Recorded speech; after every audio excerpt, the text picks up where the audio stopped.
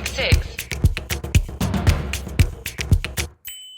We are pleased to be speaking now with Amit Sharma, founder at FinClusive Capital, a hybrid reg-tech company that provides a low-cost, high-compliance, fully integrated and blockchain-enabled digital banking, routing, and payments platform. FinClusive is a full-stack financial crimes compliance FCC platform seeking to modernize FCC compliance in a new era of financial services.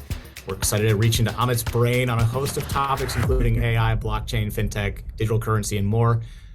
Amit, perhaps most importantly, is a graduate of Mr. Jefferson's University down in Charlottesville, Virginia, fellow Wahoo. Amit, thank you so much for joining us on 966. Hey, Wahoo Wah. Thanks for having me. Wahoo Wah.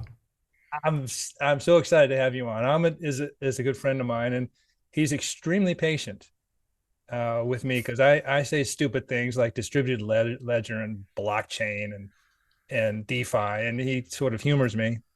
But I've learned so much just getting to know him and trying to understand his business. And the reason I'm excited to have him on the show, because if we're talking about decentralized finance, and everybody's talking about decentralized finance, you have it's like a car. It's like a really fine automobile. You have people who buy them, you have people who sell them, and then you have people who design them and really can understand them and get in under the hood and fix them. And that is Amit Sharma. And that's why I'm excited to have you. We're excited to have you with us, Amit. So welcome. Well, thanks for having me. That's very generous of you. So I'll do my best to try and explain some things, at least from my vantage point. And look, I've just had the good fortune of being, within the financial services community for the past 20 years as a regulator, as a technology person, on the commercial and investment banking side. So just seeing a lot of the mechanics and the evolution of financial services, which on the one hand is pretty exciting when we see decentralized financial services. We can get into those concepts and what they mean, and so-called web-enabled applications and technologies like distributed ledger that are enabling some efficiencies in fin services and compliance and the like, and we can jump in them. But they all intersect now, and that's what makes it exciting. Yeah, and I'm quite certain I'm asking too much of you, but so much of your defining experience early on was when you worked with the Department of Treasury after 9/11, and the financial community, and so many things happened at that point. Can you give us sort of an overview of sort of the evolution of decentralized finance and sort of give us just a context, and then we can move on to what's going on today and what FinClusive is doing. Sure. No, I'm happy to do it. So I joined the U.S. Treasury Department soon after the tragic events of September 2001, when terrorist organizations had had some direct attacks on American soil. And the United States government at that time, as it related to certain perpetrators of those attacks, Al-Qaeda, the Taliban, and affiliate organizations, had both a diplomatic response strategy and a defense strategy. And there's a massive middle, right? So obviously the diplomatic response, working with international governments and saying, how do we combat organizations like terrorist groups and affiliates that are illicit actors in the system, and how do we go after them proactively? And then the defense strategy, obviously a much more punitive law enforcement defense related set of assets that go proactively to identify and capture bad guys. Well, there's a massive middle, and that middle is the commercial and financial sector. And why is that important? It's important because the very services that you and I take for granted, that our businesses, our community organizations, our households take for granted, the ability to cash a check, to send money, to make a transfer from your bank and the like, those are the very same systems that bad guys use, right? To recruit and retain other bad guys, to buy and sell illicit materials. These are the same commercial and financial systems that illicit actors, whether it's organized crime and drug traffickers or terrorist financiers and the like. So we realized that financial services companies could be the pointed end of the spear and be the choke point to identify illicit activity and root it out and ensure that the financial system had integrity. And what I mean by that is that it was both the ability for engaging in positive economic behavior for everyone that needs it, but also was not exploited by illicit actors, right? That that organized crime groups could not defraud people, that they couldn't use identities that were fraudulent and accounts that were fraudulent and move money, whether they be just trying to wash or launder ill-gotten gains, or to move seemingly legitimate funds for illicit purposes, which is the case in terrorist financing. So at the U.S. Treasury Department, shortly after September 2001, there was a huge strategy put together, and I had the opportunity to be a part of it, to really look at what were our economic and financial tools to combat illicit activity, economic sanctions, regulatory actions, bank secrecy issues, know your customer provisions. And so the toolkit that we went to first was anti-money laundering. And all questions around anti-money laundering really come down to one central issue, which is, do you know who your customer is? Know your customer, or so-called KYC, or when we talk about it in legal entities, know your business. Do you know the business you're transacting with? Do you know your counterparties that you're transacting with? If you know your customer, then you can ensure that they are a legitimate actor, that the accounts or wallets or other mechanisms by way they issue or transfer value are legitimate. That was the entirety of the anti-money laundering and counter-terrorist financing strategy. And then we put together many of these rules for financial services companies, but we and effectively deputized them. And we can, in hindsight, I think we may have overreached, deputizing financial services companies and telling them to be the law enforcement officers it's very hard. They're not equipped to do a lot of those things. And now you're asking the smallest credit union in the most remote part of the US to a small financial technology company, to a global crypto exchange, to a international bank or a broker dealer. You're asking them to understand the nature of every one of those clients, their background, monitor them on a real-time basis so that they are not exploiting the system and putting people at risk, individuals, households, businesses, and the like. Now, what that means ultimately is that the anti-money laundering toolkit, running Know Your Customer, running ongoing monitoring on that customer, monitoring their transactions across a number of payment rails, whether it's an ACH or an international wire, or now peer-to-peer transfers, real-time payments, open banking. All of these innovations in financial services are very exciting, but they open up additional channels for illicit actors to then exploit those systems. Now, fast forward to a increasingly web-enabled world. And so we'll try and stay away from as much jargon as possible, but what do blockchains and distributed ledger technologies really represent?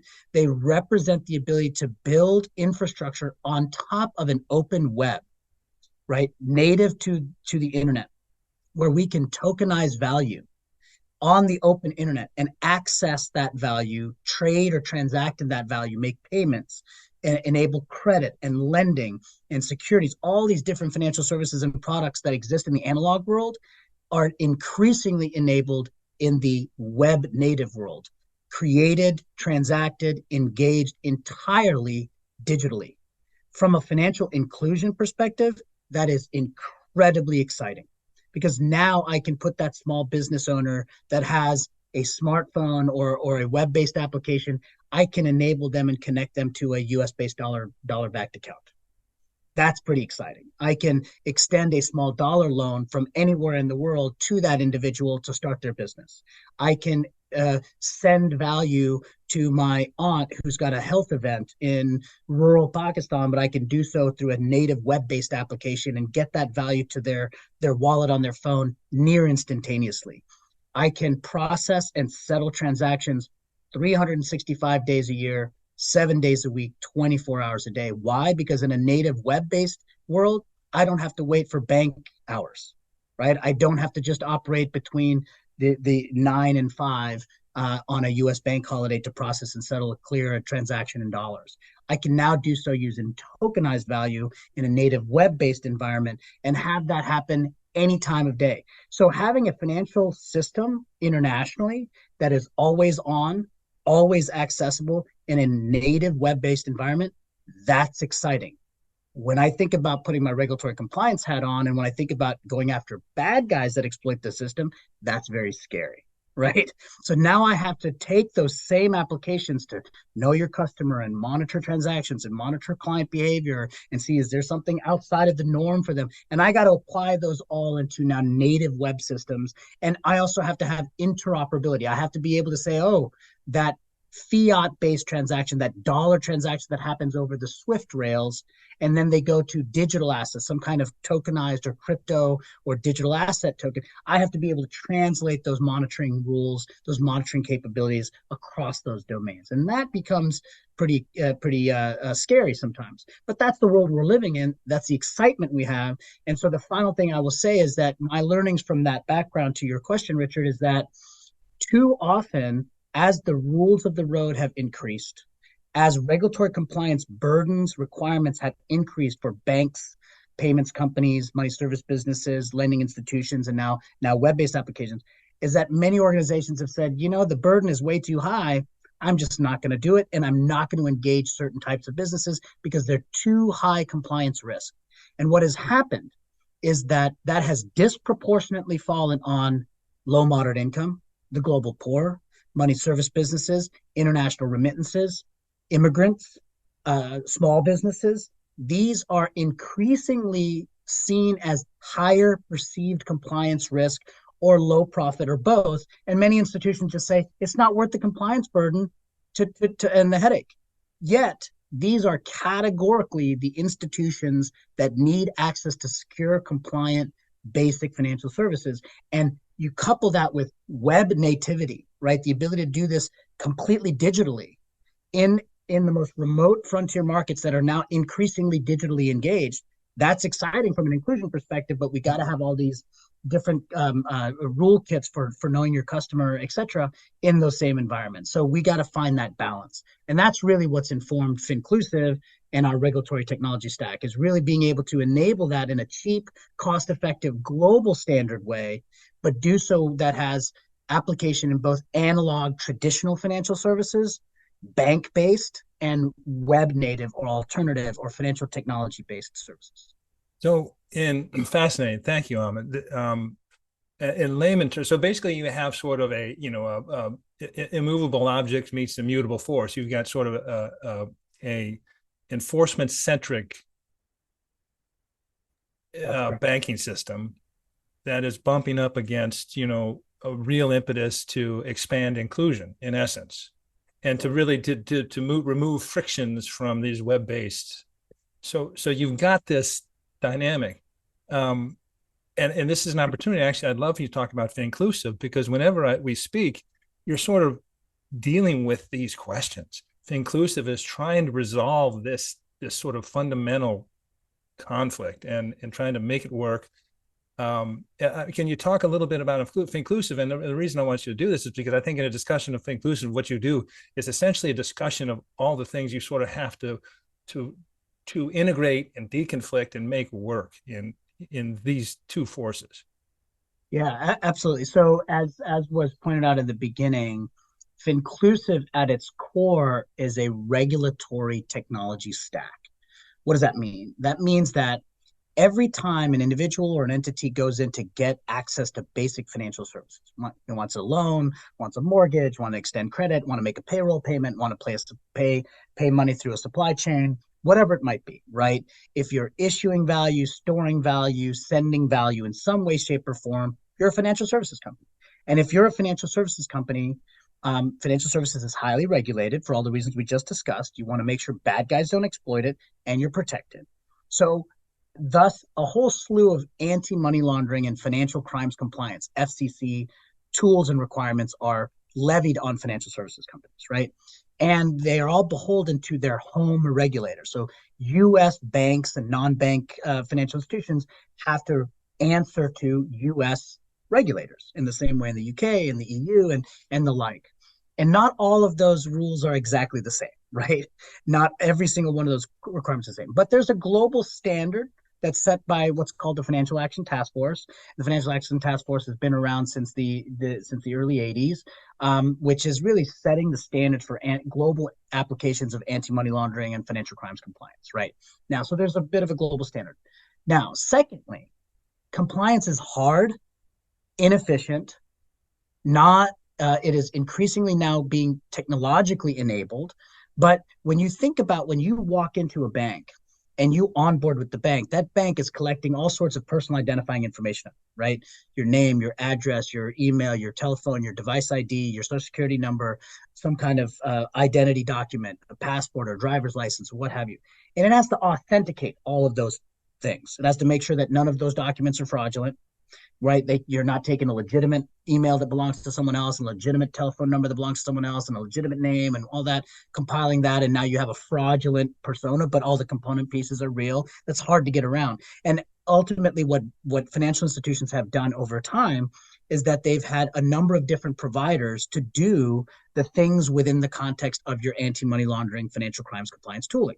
You have one provider to do know your customer, another provider to do an identity verification, another provider to do a documentary validation of your passport, another provider to do a selfie or liveness check or a biometric check, eye scan, a thumbprint, an email, a device ID, another provider to look at global sanctions and watch lists and make sure you're not on the terrorist list or the. You can see where I'm going with this. All these different capabilities that are often piecemeal. And the net result is the average bank financial institution is literally piecemealing 10 to 12 different providers that do not have data interoperability, lots of humans in the loop, very inefficient in its design. And the net result is many are providing those services upwards of 25 to 30% of their operating budget is going to just risk and compliance.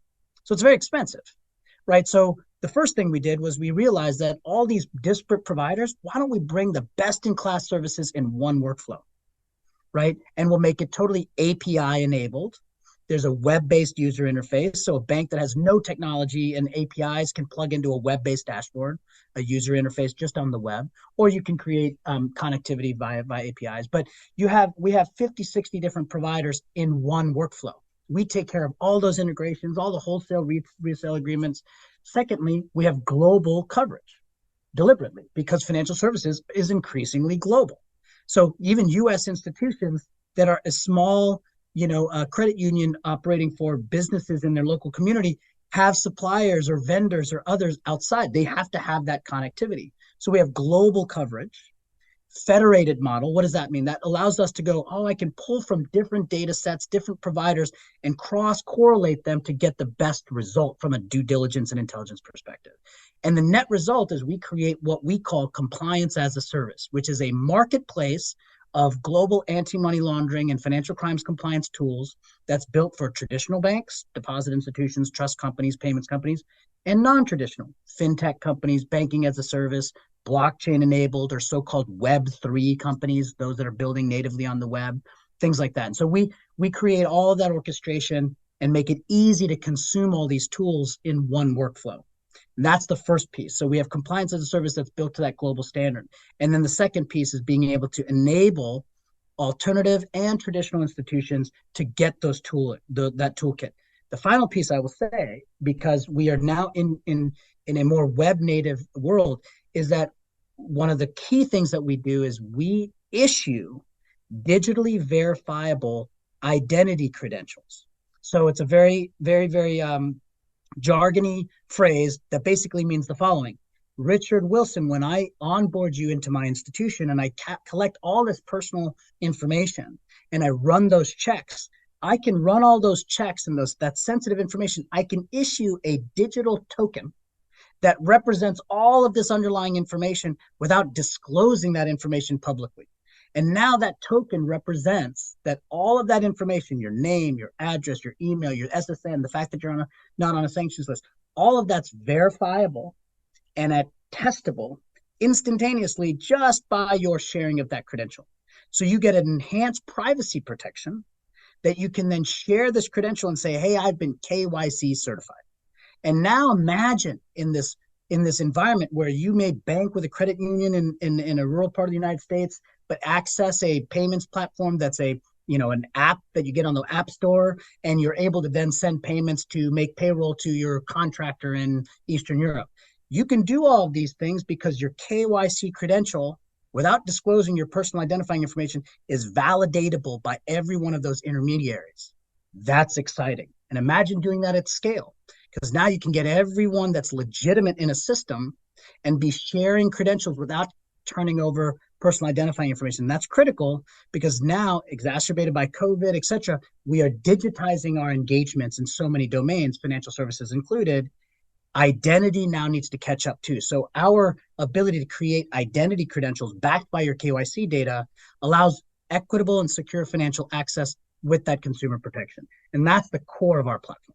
So how does, so this, this speaks to the unbanked or the lesser banked and many other things, but how would a woman who's making handicrafts in Ethiopia working out of her home get a token, be verified? Absolutely. So there's a couple ways to do it. So we are a business-to-business platform. We enable organizations, be they a corporate enterprise, a nonprofit, a crowdfunding platform, a marketplace, or banks, financial institutions, payments companies. We enable these organizations to issue these credentials and run all these background checks. So the interface for this individual in Ethiopia that is creating handicrafts, the question then is she using an application that she downloads, from the Google store onto her Android phone, or maybe she's walking into an institution locally, or maybe she's doing it entirely, digitally with her mobile phone. What she can now do is entirely in a digital way, she can provide that information and be verified and validated and be given a credential that substantiates the authenticity of her identity. But here's where we go a little further. Because your identity is able to be validatable in a number of ways. It's not just, do you have a passport that was issued by a government entity, but do you have this social media platform and identity? Do you have these affiliations? Do you have this history with these or community organizations? These are a number of different ways that you can attest to the authenticity of an individual or an entity. And the more of those data points we can bring in, the more anti-fraud controls you bring in, the more ways that I can tie specific attributes that can be attested to you. And the more attributes I have, the more I can authenticate your true self.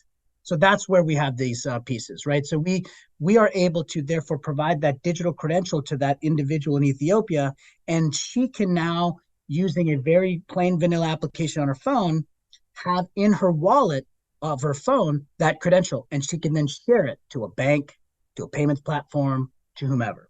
And she can be authenticated near instantaneously without disclosing all of that personal identifying information. So fascinating. So I want to pull back from that granular level and ask you two things. One, and just for our listeners, just so you know, this is all going to end up in the Gulf, GCC, and Saudi Arabia. So that's where we're headed. The beauty of this is we can understand the environment and what is at hand here. Because it's different, and we're going to have the U.S. and the Gulf. What is the state of play of decentralized finance in the U.S.? It's a great question, and what we're seeing is both unnerving and exciting at the same time, right? So the way I would say this is the following: financial services are well on their way to be digitized and almost be increasingly web native and using more decentralized financial services applications like distributed ledger technology, like blockchains and the like. There has been, obviously, one of the prominent applications of blockchain technology is in facilitating what we all have understood as the crypto economy, right? Crypto assets. And crypto assets, let me be clear, are very diverse, from payment stable coins that derive their value from an underlying asset like the US dollar or the euro or what have you, or commodities like gold, et cetera. These are other forms of tokenized value. So payment stable coins are different from algorithmic derived digital assets than broader crypto assets to NFTs. They're all different applications that are built on the underlying technology that is blockchain or distributed ledger. So they're all different in that regard. Now, that said, as folks know, it's very easy right now to look at the broader crypto economy with a certain degree of skepticism. And that would be absolutely correct. When you have issues like Terra Luna, early last year, and then FTX collapsed late last year, these are fraud. That's just fraud. These are organizations that committed fraud, either commingled customer funds that then they took with proprietary assets and the like. The underlying technology is not what's at question. It's not what failed. It's purely fraud, greed, classic examples of financial fraud and exploitation of people, right? So what has happened in the US, understandably, is many of the policymakers, many of the legislators have taken a very skeptical look at applications of the technology in the crypto universe, in the crypto sector. And many banks, therefore, are waiting for regulators to come up with some clarity as to how to bank enable this sector to thrive. And the United States, unfortunately, has been on the lagging end of that. The Middle East, interestingly and excitingly, has been on the forefront.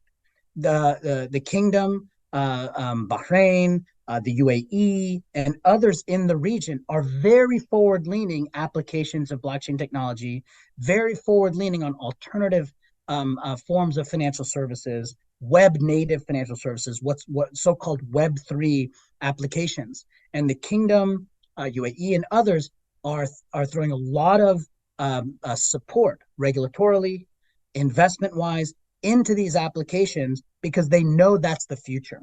And they are correct. And what has happened is in the United States, again, somewhat understandably given the fraud that we have seen in the course of the last several years, is that we have been very slow as a sector to proactively provide regulatory compliance and governance standards that the sector can understand. And many organizations have therefore left the United States to pursue those interests, pursue that growth, pursue that investment outside of the United States.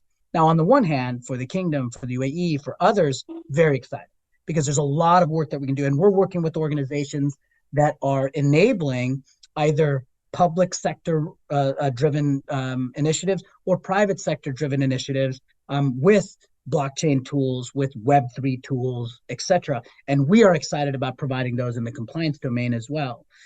What we do certainly realize is that the U.S. has to catch up. I mean, at the end of the day, the U.S. dollar remains one of the strongest fiat currencies on the planet, right? International corporate debt instruments are priced against the U.S. dollar or treasury equivalent. The vast majority of international swaps are done in dollars. The vast majority of international commodities are traded and priced in dollars. The U.S. dollar as a core reserve currency has been the case for years and years and years. That is eroding. There is more international transactions today that are happening outside of dollar-based transactions.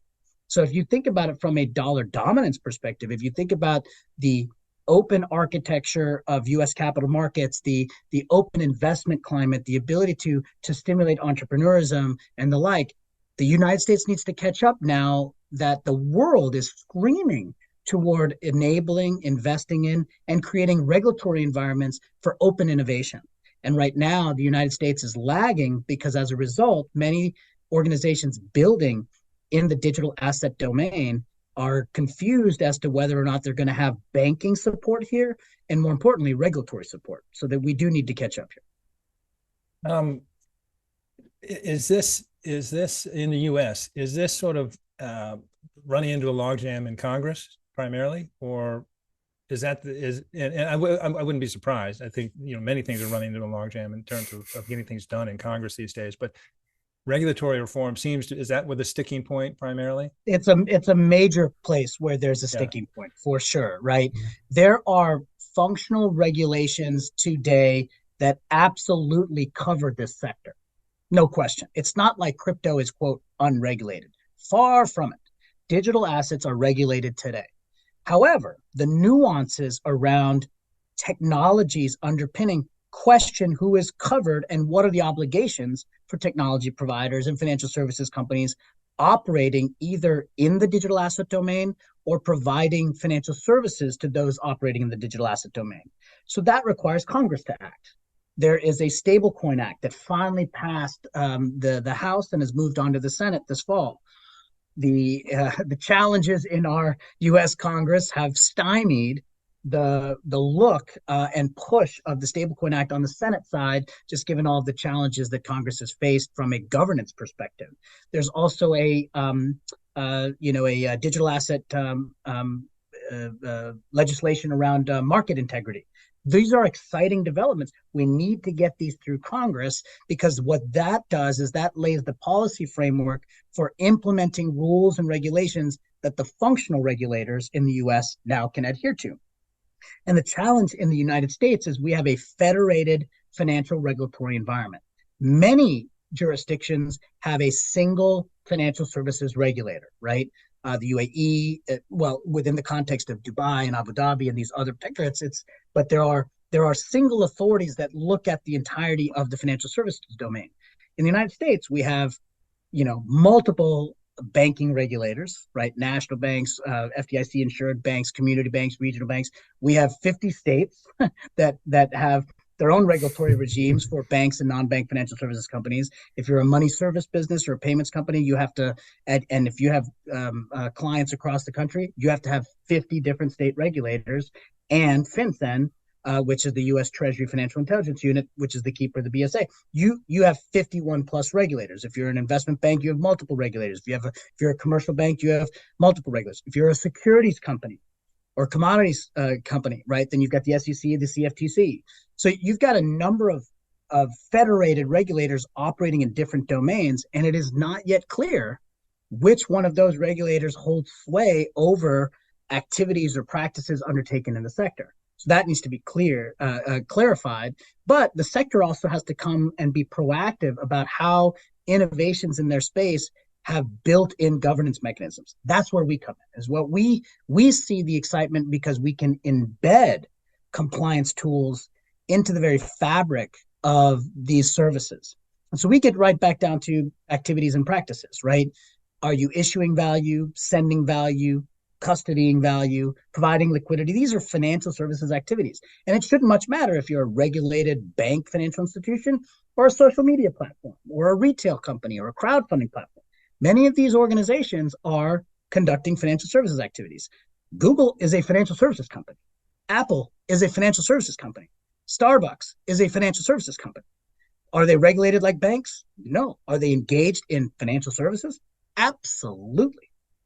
So take us back to Saudi Arabia, and you're familiar with Vision 2030, and a major priority of Vision 2030 is digitization of the economy and also the mindset. And you saw an explosion during the pandemic.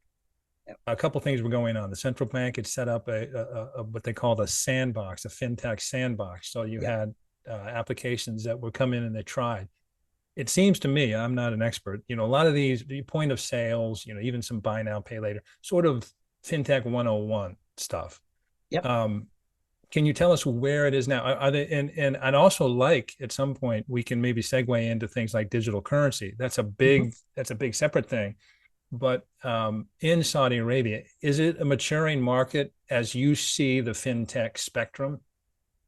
Very much so. I mean, what Saudi Arabia and a couple of others in the region have recognized is that the digitization of financial services, quite frankly, the digitization of many other services, healthcare, education, is already happening. And they are being very forward-leaning, rightly, to say, let's see some of that innovation here to create the ability for individuals and households and small businesses and international corporates to interact purely and natively in a web-based environment. So companies like Drop and others are helping the government in Saudi, whether it's at the ministry level, individual project level, sector engagement, technical assistance, or in regulatory sandboxes, to innovate and test applications utilizing some of these technologies, these Web3 applications, distributed ledger technology, to enable the ongoing, what I would say, inevitability of digitization. The ability for the kingdom and the UAE and others to put regulatory sandboxes out there, I wish was replicated in the United States, because you have the UK has done this. Some of our East Asian counterparts in Hong Kong and Singapore have done this. And quite frankly, it's created a much greater give and take between the sector innovating these solutions and regulators and policymakers that want to make sure that there's certain guardrails around those innovations. I think that's right. Where I think the Gulf broadly and the kingdom is very much sort of at the forefront is that they are heavily investing in unique applications to create not only interoperability with our sort of physical world with the digital world, but we are engaging so much more purely in digital content. I'll give you an example, right? And this is something close to the heart of the kingdom and many of the investment funds and others, right? International sports organizations, right?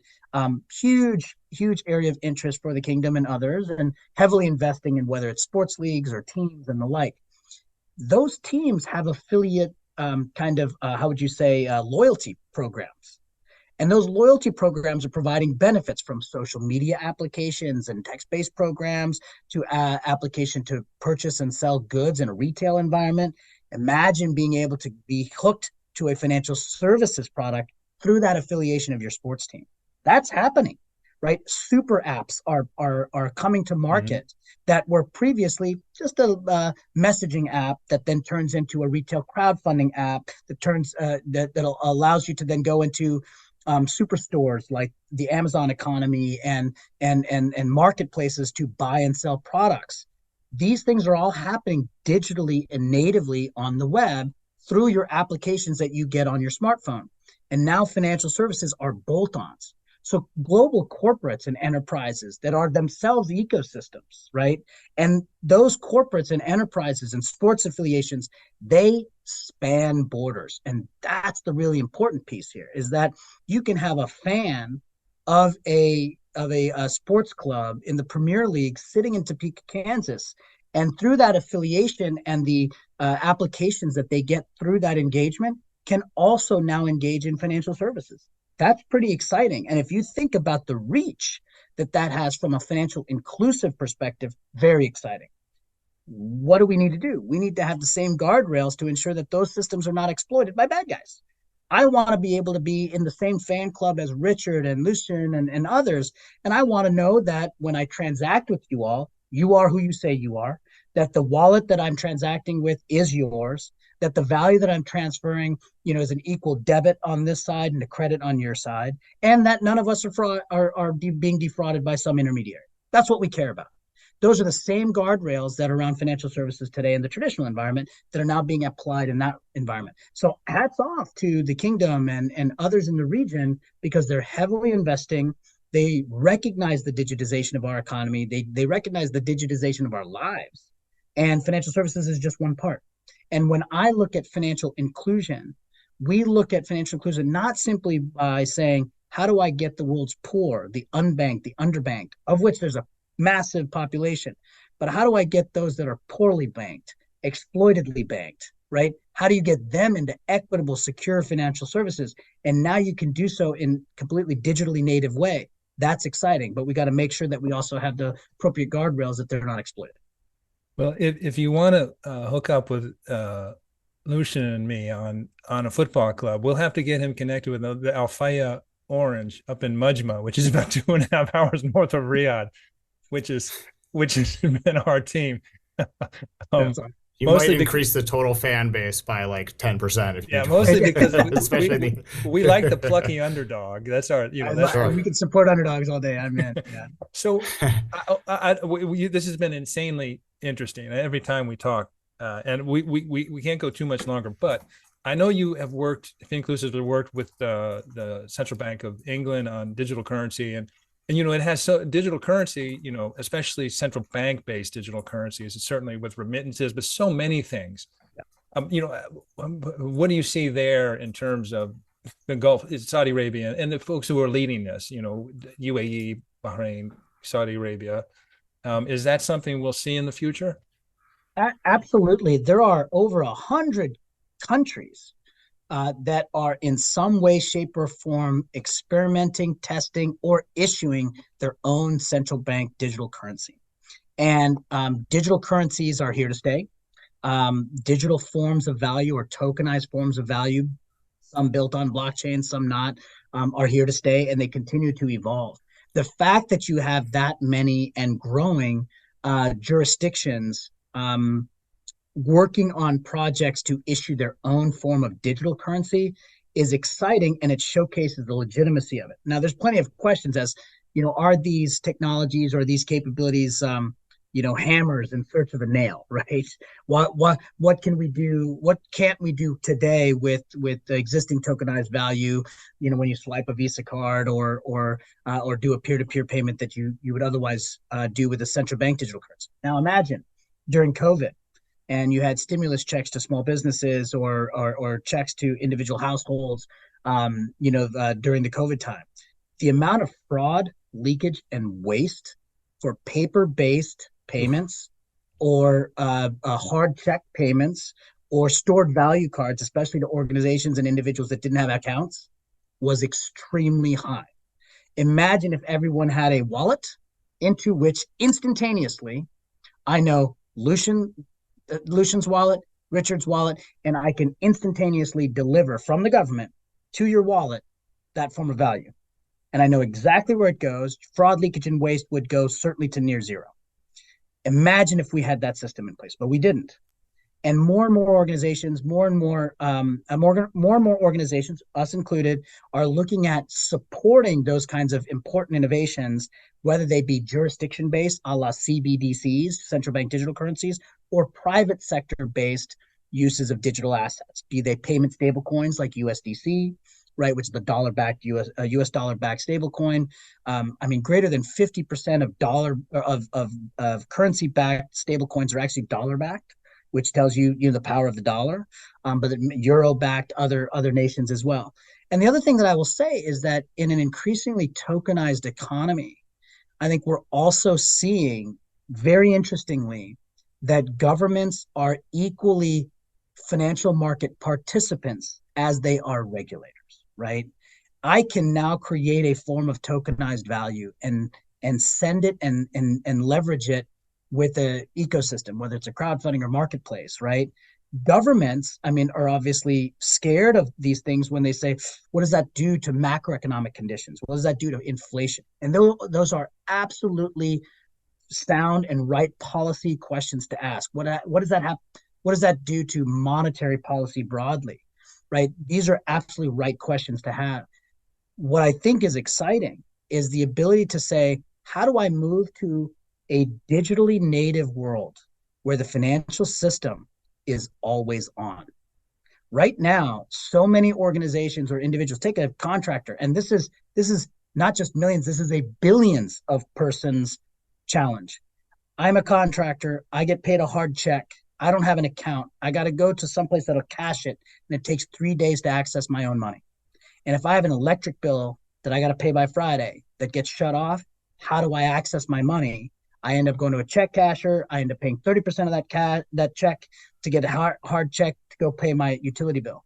But if I get deposited digitally, real time, my paycheck in my account, and it instantaneously settles, and it doesn't cost me a dime to access my own money, changes the world for billions of people. And this is the kind of thing we're talking about. Financial market infrastructure is changing such that you can have an always-on financial system. That's exciting. And if I can have an always-on and always accessible financial system globally, now we can do financial inclusion at scale, as long as we have the ability to protect individuals, their private information in a native web-based environment. And that's where it requires governments and the private sector to inherently work together. And some countries are doing that better than most. I would argue that several in the Middle East and the Gulf broadly are just doing it better than we are in the US. And they are engaging in regulatory sandboxes, innovation hubs, and the like, which is very exciting. And it's bringing a lot of global companies there because of the invitation to innovate. Yeah, on that point, we talked a little bit about it. With the FTC, and there was definitely a slowdown in broader venture capital in the US in general. Are you seeing that in the financial services and fintech in the US specifically? And is that putting us at a disadvantage when compared to other places like Saudi Arabia that is starting to see VCs invest in fintech? And you just saw your first fintech unicorn this week in Tabby come out of Saudi Arabia. So is that something that's happening? Is that an accurate depiction? It's very accurate, and I get concerned, to be completely honest. And I grow concerned. One, I am a patriot. I believe in the U.S. economy and what it stands for. And what it has historically stood for is open investment, that the dollar is accessible anywhere that its highest valued use could be addressed, that innovation and entrepreneurship was one that was prized in the United States, not quashed or discouraged. And what we're seeing in this space, especially in the digital asset ecosystem in the sector, is the opposite of that. With a lack of regulatory clarity, a lack of innovation on the regulatory side, but also the financial services side is impactful because many companies are being forced to leave. Many companies, and Richard, you rightly pointed out, we've moved to a much more enforcement-centric financial regulatory system. Well, if I'm going to have the sword of regulatory Damocles hanging over my head as I innovate new products and services, I'll just take it elsewhere. I'll take it to a jurisdiction that I'm not only invited, but I have regulatory support to then innovate and drive products there. What I am concerned about is three important data points that are moving in the opposite direction. I raised one before. Folks talk about, dollar primacy and hegemony will be there forever. Not true. Alternatives are engaging in the marketplace today. Some of those are jurisdiction-based alternatives like the Chinese yuan and the One Belt, One Road initiative. You can see the massive amounts, billions of dollars of investment in infrastructure and the like in places like LATAM and Africa. Well, now you create ecosystems whereby you can put a digital form of the yuan in those ecosystems, and you've effectively created an alternative financial services environment. That's happening. That's not a myth. That is happening today. And so alternatives to the dollar are emerging. And if we really want to keep the US dollar to represent open investment, entrepreneurship, innovation, then we have to find ways to technologically export the dollar. And we have not yet done that in a meaningful way. Digital assets and payment stablecoins represent the potential in doing that. So that's the second piece, which is if you look at the pace of innovation in the financial technology sector today and the number of developers, coders, which is the future of that marketplace, right? The vast majority of that growth is outside the United States, not inside the United States. The majority of my technology and developer crew is not in the United States because I get cheaper, more engaged talent overseas than I do in the United States. I do. And where am I going to take those services in an increasingly global world? We're a virtual company, headquartered out of the Northeast with folks around the United States and in Europe. And we have customers and partners in the US and non-US. So you can operate a virtual company, but it's easier, faster, cheaper for me to engage technology and data scientists and computer scientists and coders in Eastern Europe. It's going to cost me a third what it would cost me for the same equivalent value and talent in the United States. So talent is the second piece I would look at. Is global talent is outside the United States and growing, and those alternatives are growing. And the US really needs to be thinking about that. So you have dollar primacy, you have talent, and then you have the pace of innovation. So in the same way that we look at geoeconomic and geopolitical dominance, we now have to look at that, translating that to geotechnological dominance. How do we now enable technology from a U.S. values perspective, open democracy, transparency, security? How do we embed those values in what is increasingly an open, web-native context? So technology prowess is now the new world order. And it's no longer just going to be geoeconomic, dollar primacy, and geopolitical, political primacy. It's going to require that we also enable those same values in a technology native environment. And that's where I think we need to go. So those are the three trends I look at that I get concerned about as I think about dollars, US system, US financial markets, and the power of entrepreneurship and innovation that we've always touted. Amit Sharma, founder at FinClusive Capital. Richard, the 113 episodes in, this was a masterclass in this space and just absolutely enjoyable. And what's great is we get to share it with our listeners and viewers as well. But Amit, thank you so much. This was absolutely brilliant. Thank you. Well, I'm very happy to do it. I'm big fans of you all. I'm certainly a massive fan of Richard, and anything we can do to advance it. If there's anything that we can follow up with, please let us know. And just thank you for the opportunity. Amit, wonderful. Thanks so much. As always, I feel humbled. I mean, that last turn of phrase, technology prowess is now the new world order. Just great stuff. Thank you so much.